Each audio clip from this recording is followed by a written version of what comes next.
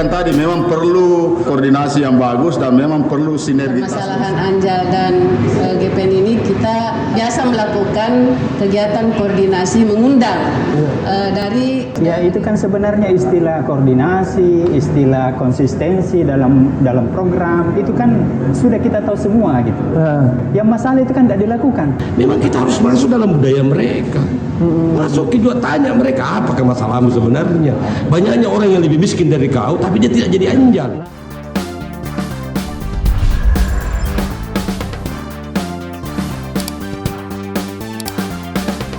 Hari ini kita akan mengulas tentang fenomena anak jalanan yang kadang disingkat dengan anjal dan kemudian ada gelandangan dan pengemis sering disingkat dengan gepeng. Saya akan memulai kepada pemerintah Kota Makassar dulu karena belakangan ini aktif melakukan penertiban kepada anjal dan gepeng khususnya di 2 kecamatan, meskipun tetap ada penertiban di wilayah lain yang sifatnya tentatif. Yang pertama adalah Ujung Pandang, yang kedua Mariso, dan mungkin akan bergeser lagi. Nah, kira-kira apa kendala yang dihadapi dan kemudian apa tujuan dari penertiban ini secara garis umum? Silakan Pak Muhyiddin.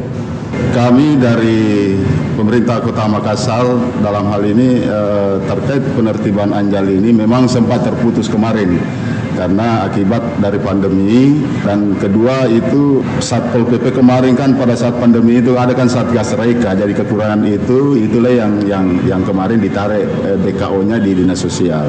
Pas tanggal 21 September kemarin kami sudah melakukan, tetapi kami merubah pola metode penertibannya. Jadi kami dengan bersama Satpol PP dengan Bimas bersama dengan Polrestabes, dalam hal ini adalah Bimas, Kasabismas, kami melakukan perwilayah.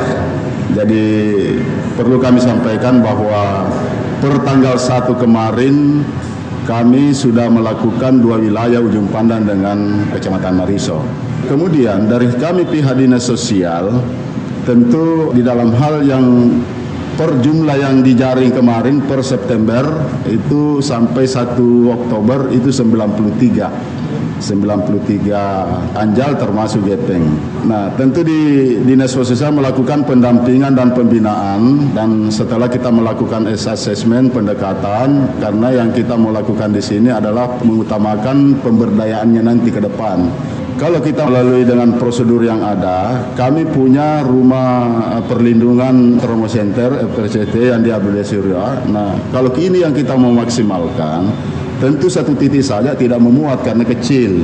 Oleh karena itu, saya juga berterima kasih karena sebenarnya solusinya ini terkait rehabilitasi sehat sudah insya Allah tahun 2022 terjawab, karena itu adalah salah satu juga program prioritas yang pemerintah Kota Makassar yang tentu dalam visi misinya yang sudah dituangkan dalam RPJMD terkait dengan rehabilitasi sosial. Maka solusinya itu adalah satu, karena kita terkendala tadi terkait dengan tempat rumah pembinaan, maka tahun depan itu insya Allah sudah kita melakukan pembebasan lahan, dan alhamdulillah kita DPR juga sudah mengetahui dan menyetujui itu, dan perencanaannya tahun ini alhamdulillah sudah disetujui perencanaannya itu, maka tahun depan pembebasan lahannya itu 3 hektar yang berada di wilayah Kabupaten Maros di Moncolo. Target kita adalah bagaimana merubah pola pikir mereka, mindset mereka. Akhirnya tadinya meminta-minta bisa menjadi usaha, tapi tentu ini perlu kolaborasi. Bukan saja bahwa ini pihak pemerintah, tetapi semua pihak bisa berkontribusi, baik barangkali teman-teman dari akademisi untuk itu, dan apalagi didukung oleh teman-teman dari DPR. Yang selama ini yang kita lakukan, setelah kami mempelajari bahwa yang banyak kita lakukan itu yang terputar-putar. Artinya sudah di assessment, sudah setelah SOP-nya 3 hari kita keluar kembali lagi, karena itu terputus. Kita mau nanti berarah kepada outcome-nya, ada manfaat. Jadi pemanfaatnya itu tentu kita perlu pendampingan dan pemberdayaan sampai ke bawah. Targetnya kalau ada yang berhasil 10 yang bisa berubah pola pikirnya dan kehidupannya bisa mandiri, nah inilah nanti yang kita jadikan inovator. Output yang saya bilang tadi, bicara output kan 93, tetapi manfaatnya apa? Nah, inilah yang target kami nanti ke depan, dan mohon dukungan semua pihak. Tentu ini butuh kolaborasi untuk itu. Di mana keterlibatan provinsi dalam ikut memberdayakan anjal dan gepeng ini? Silakan Bu Nurbaya. Rehabilitasi sosial dasar ini ada di dalam panti dan ada di luar panti. Jadi yang menjadi tanggung jawab pemerintah provinsi dalam hal ini melalui OPD Dinas Sosial Provinsi ini yang ada di dalam panti. Yang menjadi tanggung jawab rehabilitasi sosial di luar panti ini menjadi tanggung jawab pemerintah kabupaten kota di wilayah masing-masing. Kalau peranannya provinsi di dalam menangani permasalahan Anjal dan GPN ini, kita biasa melakukan kegiatan koordinasi mengundang dari 24 kabupaten kota untuk mengkoordinasikan penyandang masalah, dalam hal ini termasuk Anjal GPN yang ada di kabupaten kota. Kalau kita berbicara anak jalanan dan GPN, kita bicara dengan skala besar, karena anak jalanan dan GPN itu sendiri tidak berasal dari hanya satu daerah, tetapi berbagai dari kabupaten kota. Kalau misalnya seperti tadi yang disampaikan oleh Bapak dari Dinas Sosial Kota, bahwa kalau ada yang dijaring, ini kita lakukan asesmen di suatu tempat atau suatu titik yang telah kita tentukan, dan ini asesmennya ini biasa dilakukan oleh Sakti Peksus kita yang ada di Kota Makassar. Dan setelah dilakukan asesmen, mungkin ada yang intervensi lanjut, apakah ini GPN akan dimasukkan di suatu lembaga mitra kerja kita untuk dibina lebih lanjut, ataukah dikembalikan ke keluarganya. Perlu jelas saya sampaikan Pak pada kesempatan ini bahwa di Provinsi Sulawesi Selatan ini belum ada kita punya panti yang khusus menangani anak jalanan dan GP. Akan tetapi ada mitra kerja kita, ada lembaga kesejahteraan sosial GPN yang dulu biasa kita sebut panti. Ini ada mitra kerja kita di Makassar. Kalau yang menjadi mitra kerja kita itu yang menangani GPN, ada lembaga kesejahteraan Pak Bataumi dan juga ada Umi Naharia. Itu yang kita biasa kerjasama kalau ada yang GPN yang terjaring dan perlu dibina, dan kita sharing atau koordinasi dengan lembaga itu. Saya kira kalau kita mau menyelesaikan persoalan ini dengan tuntas, mesti memang multisektor gitu. Jadi bukan hanya kita lihat dari bagaimana itu ditangani di muara seperti menjadi tugas utama dari dinas sosial misalnya, tetapi kita harus lihat permasalahan ini secara lebih luas. Kenapa orang menjadi GPN, kenapa orang menjadi pengemis di jalan dan seterusnya, kan gitu. Persoalan GPN dan pengemis ini tidak bisa dilepaskan dengan fenomena urbanisasi sesungguhnya. Fenomena ini jarang ditemukan di daerah-daerah yang tidak termasuk kategori urban gitu. Dia kebanyakan kita temukan di urbanisasi, di urban, dan urbanisasi di Indonesia itu mulai marak sekali. Itu kalau kita lihat datanya itu di awal-awal tahun 70-an. Nah, jadi kalau kita mau menyelesaikan secara komprehensif, mestinya persoalan ini bisa dilihat dari sisi ketenagakerjaan. Jadi bagaimana ketenagakerjaan itu melahirkan pengangguran, lalu kemudian menjadi katakanlah misalnya GPN atau menjadi menjadi pengemis atau menjadi anjal sebagiannya di daerah perkotaan gitu. Nah, jadi harus secara komprehensif melihat persoalan-persoalan ini, saya kira. Nah, salah satu pembuat kebijakan dan pengambil kebijakan terkait GPN di Kota Makassar adalah Komisi D yang konsen dengan Anjal dan GPN ini. Kalau dalam perspektif agama, pengemis itu sampai dunia kiamat pasti ada. Tapi kita kemudian tidak boleh menyerah dengan kalimat itu tadi, ayat Tuhan tadi atau firman Tuhan tadi. Kita disuruh berusaha menuntaskan persoalan itu. Jadi apa yang dilakukan oleh teman-teman eksekutif menurut saya lebih parsial saja, tidak kontinu. Minta maaf ini akademisi Pak, saya melihat ada pergeseran pola pikir masyarakat. Kalau saya bicara dalam spektrum Kota Makassar, orang Makassar dulu kalau membantu orang lebih banyak pada dimensi sosial. Tapi hari ini kalau mereka membantu, dia lebih banyak dalam perspektif ekonomi. Contoh misalkan Pak Oga tadi itu, GPN itu tadi. Saya lahir dan besar di Makassar. Dulu di Makassar kalau orang membantu, ada kebahagiaan mereka menolong orang gitu. Hari ini tidak ada, di putaran, di perempatan, pertigaan, lebih pada perspektif ekonomi. Oleh karena itu menurut saya persoalan ini substansinya harus diselesaikan. Saya sependapat bahwa efek daripada urban itu tadi ya gitu. Tapi pernah enggak kita mau belajar atau mau mengetahui lebih dalam kenapa ada pergeseran pola pikir masyarakat kita? Tiba-tiba masyarakat kita menganggap menjadi gepeng dan pengemis itu adalah salah satu cara dalam mendapatkan rezeki. Kenapa mereka tidak pernah berpikir ada cara lain? Itu yang saya katakan bahwa sebenarnya ada perintah dalam perspektif agama saya untuk menuntaskan masalah mereka. Kalau apa yang kita selesaikan hari ini, Pak Kadis Sosial, Ibu dari Provinsi, Pak Akademisi, lebih pada permukaan, tidak menyelesaikan substansinya. Oleh karena itu kita doronglah dinas sosial ini kemudian menyelesaikan substansinya. Kalau hari ini kita hanya melakukan penertiban, begitu berhenti penertiban mereka muncul kembali. Karena hal yang paling prinsip itu kita gagal menyelesaikannya. Kita tidak pernah hadir dalam ruang-ruang privat mereka untuk menuntaskan persoalan mereka. Hari ini teman-teman dinas sosial kita minta Leposus dong, kita kasih Leposus. Tapi bukan kebanggaan bagi kami di DPR kalau Leposus itu penuh. Kami tidak bangga, Bu, tidak bangga Pak. Tapi kita akan bangga kalau dengan sendirinya tidak ada lagi anak gepeng dan pengemis. Makanya hal yang paling prinsip itu menurut saya, rubah pola pikir mereka, masukkan dogma dalam hati mereka, dalam pikiran mereka. Dan yang terpenting adalah mencoba memberi penalti atau hukuman yang keras terhadap orang-orang yang melakukan mobilisasi atau eksploitasi terhadap anak-anak kita. Kita tidak pernah berani, minta maaf ini Pak Kadis, tidak berani kita memberi sanksi yang tegas terhadap orang yang mengeksploitasi anak-anak kita. Kecenderungan kita lebih bijaksana padahal tidak boleh. Kita harus memberi contoh sehingga tidak ada lagi orang yang mau kemudian mengorbankan masa depan anak-anak kita dengan cara mengemis. Coba bayangkan tiap hari siang malam ayah atau ibu atau orang yang mengeksploitasi anak tadi itu dibreak kepalanya anak-anak itu bahwa kau dengan begini kita bisa mendapatkan pendapatan sekian dan sekian. Kita tidak pernah mau masuk dalam ruang-ruang privat mereka. Kita dorong dong, mari dong teman-teman sama-sama eksekutif, mari kita para akademisi menyelesaikan akar masalahnya. Minta maaf Bu, provinsi itu punya peran harus lebih dalam. Karena kami ini Makassar penerima urban dari luar yang berprofesi sebagai seperti tadi disampaikan oleh akademisi, efek dari kegagalan mereka bersaing secara formal merebut tempat-tempat kerja yang informal tadi. Akhirnya mereka turun ke jalan. Coba bayangkan hasil investigasi kita, laporan dari dinas sosial ini sebagian besar dari daerah lain. Kemudian kita dorong pemerintah provinsi mengambil peran koordinasi tadi. Panggil dong semua pemerintah kabupaten kota, gimana nih kita selesaikan masalah ini.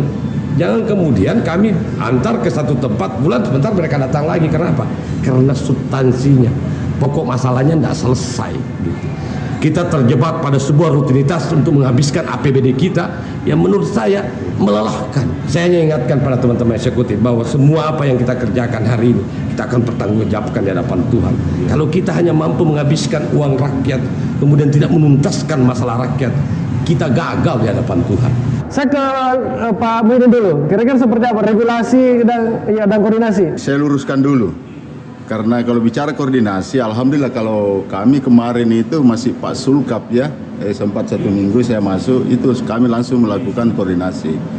Kemudian kemarin juga waktu hari Kamis, kami berkoordinasi juga dengan Kadis Provinsi dan apa yang perlu disinergikan. Dan termasuk ini yang kami bahas, apa-apa, jadi kalau bicara koordinasi insya Allah itu intens. Bahwa di dalam rapat koordinasi itu perlu ada memang kesepakatan yang dibuat oleh kebijakan atau regulasi provinsi, ada namanya mengatasi lintas sektor karena itu tadi persoalan urban. Saya kemarin diundang sebagai narasumber bahwa sebenarnya ini gepeng dan anjal ini akan hilang itu kalau tidak ada yang memberi, jangan memberi. Nah tentu setelah saya coba membaca, membaca Perda nomor 2 memang ada sanksi.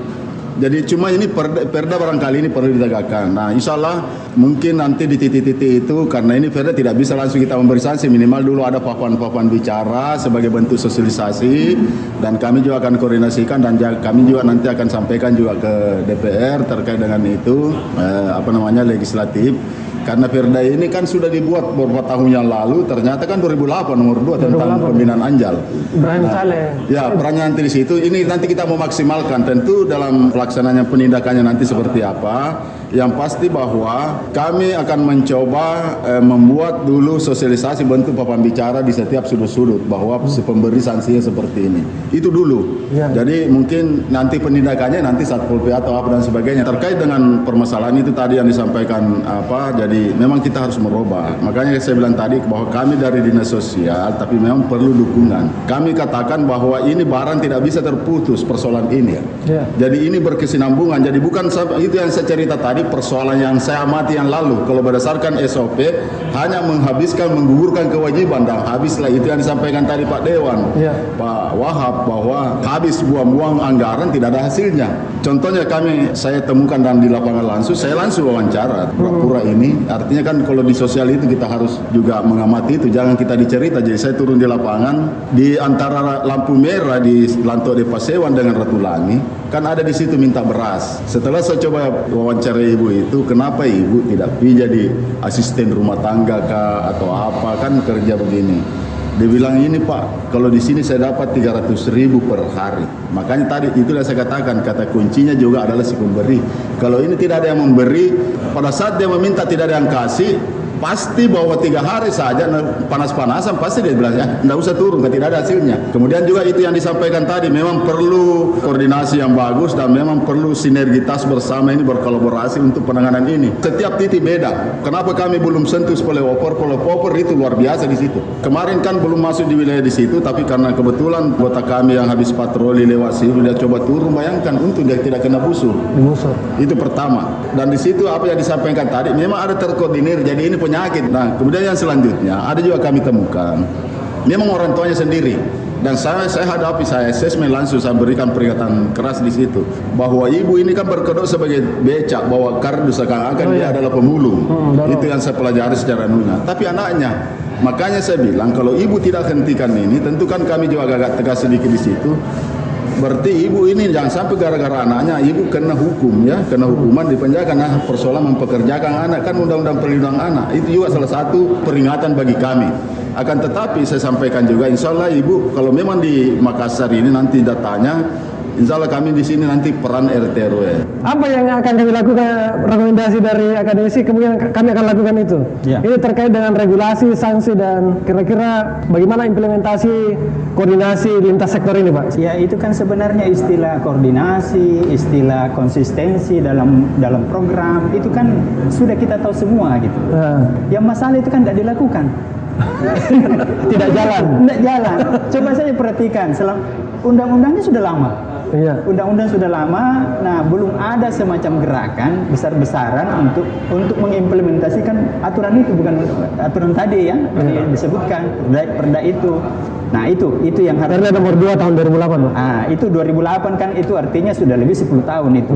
Nah bahkan kalau kita perhatikan di jalan ya, implementasi di jalan saja itu kalau kita perhatikan itu kan ada konsisten, seperti tadi sudah diakui sebenarnya Bapak kan, bahwa untuk menertibkan di jalan saja itu kadang terputus itu, kan putusnya cukup lama gitu, bisa diperhatikan gitu ya.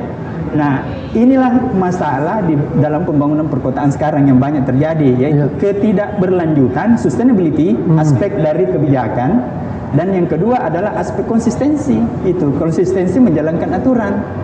Banyak sekali inkonsistensi sebenarnya di peraturan-peraturan kita. Sudah jelas aturannya. Apalagi yang diminta dari akademisi, tinggal dilakukan gitu.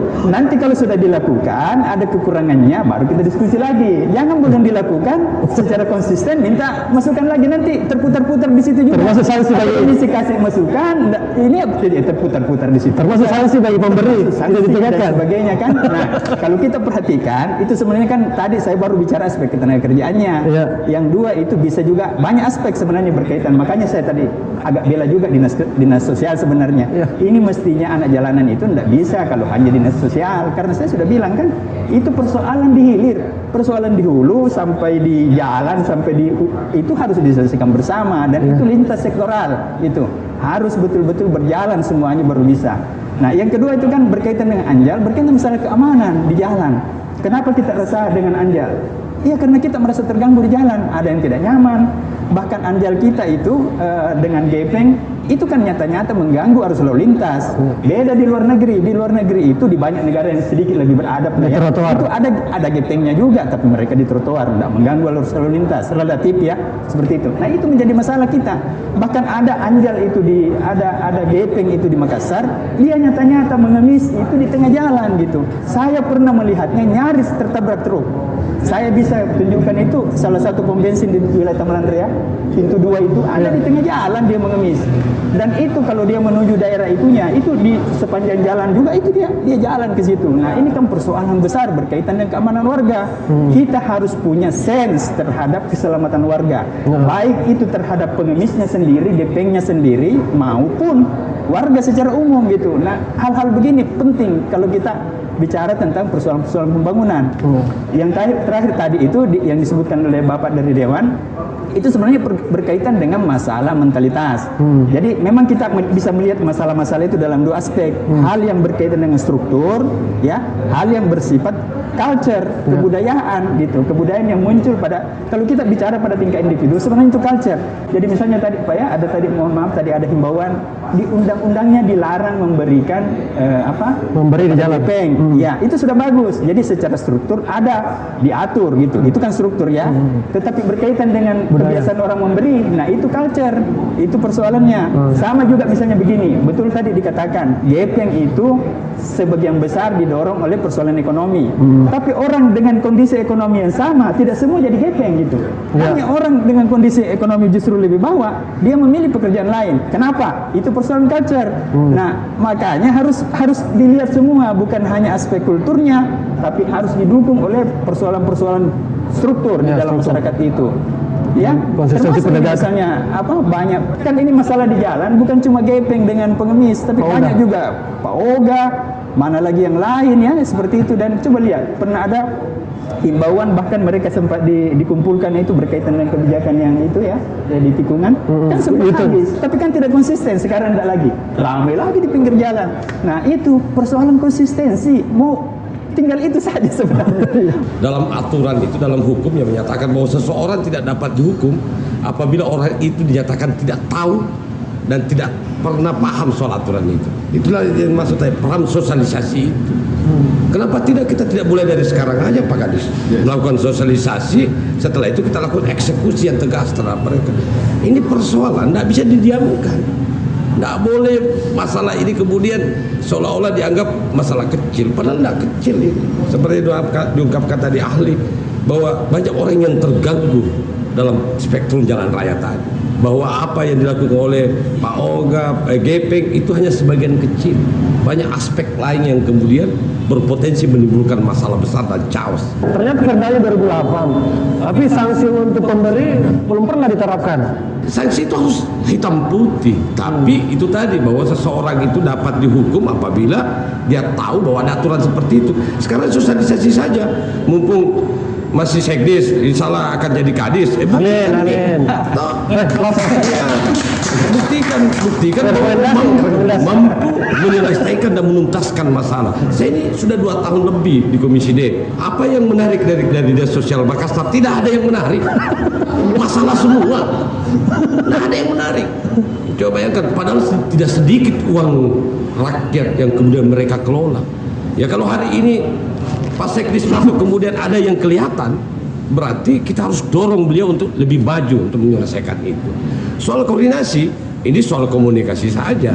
Silahkan saja membangun komunikasi. Ini soal tata hubungan birokrat antara provinsi dengan kabupaten kota. Dalam prinsip keotonomian, kabupaten kota juga punya otonomi, tapi jangan juga terlalu merasa bahwa mentang-mentang Anda punya otonomi tidak mau ngelapor. Koordinasi saja. Ini soal masalah kita, soal kritik Pak Kadis. Kritik itu bukan hanya penolakan, kritik itu adalah masukan. Saya mengkritik dalam konteks memberikan masukan. Masa iya 2 tahun bikin lebih dengan persoalan yang sama tidak menyelesaikan masalah? Gepeng dan anjal sejak saya periode pertama itu jadi masalah. Sejak tahun 2009, sekarang ini periode ketiga. Kalau saya sudah periode keempat, pinsa mama itu kalau tidak selesai itu masalah. Artinya saya gagal dalam konteks sebagai legislator, wakil rakyat. sebagai wakil rakyat. Saya dorong Ki ini untuk menuntaskan masalah itu, sehingga kami berbangga kalau Anda jadi kadis. Ini nih selesai nih persoalan. Paling tidak Gepeng dan Anjal itu masuk Ki dalam ruang-ruang privat mereka.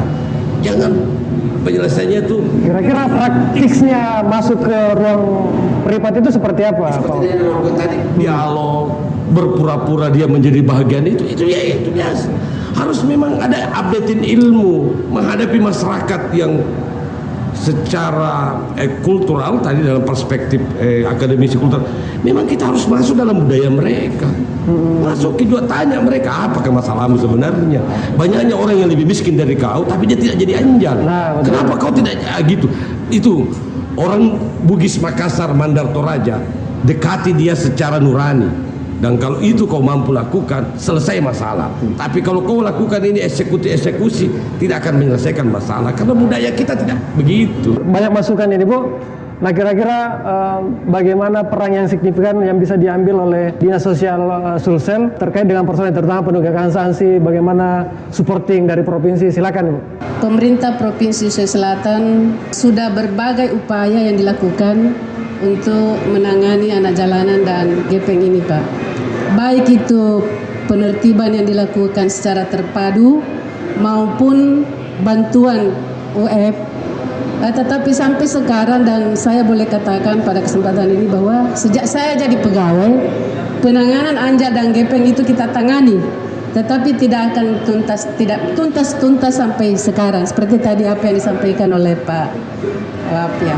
Malah biasa kita lakukan Pak suatu pernyataan yang ditandatangani oleh orang tuanya bahwa ditangkap ini hari anaknya, besok tidak boleh turun dan seterusnya. Akan tetapi sekalipun ada pernyataan yang ditandatangani itu, ya kalau kita rahasia lagi atau turun lagi penertiban, ada lagi yang kita dapat.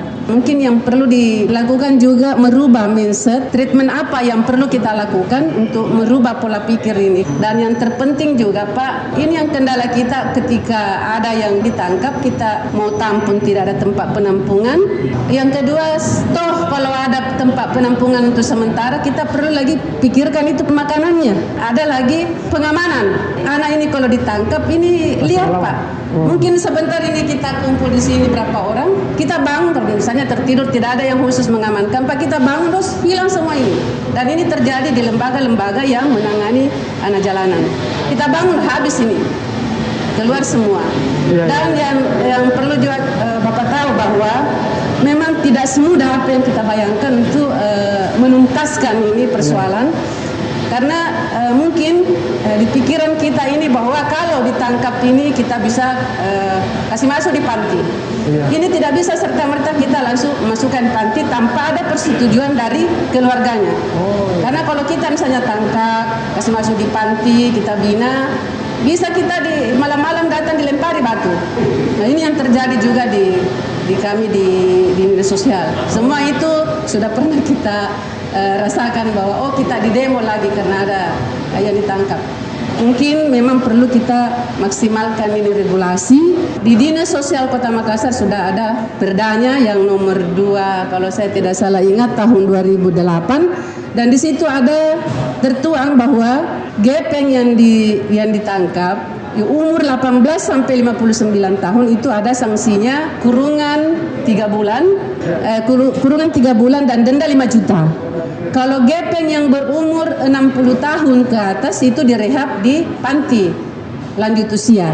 Dan di Dinas Sosial Provinsi Selatan ada panti lanjut usia di Parepare.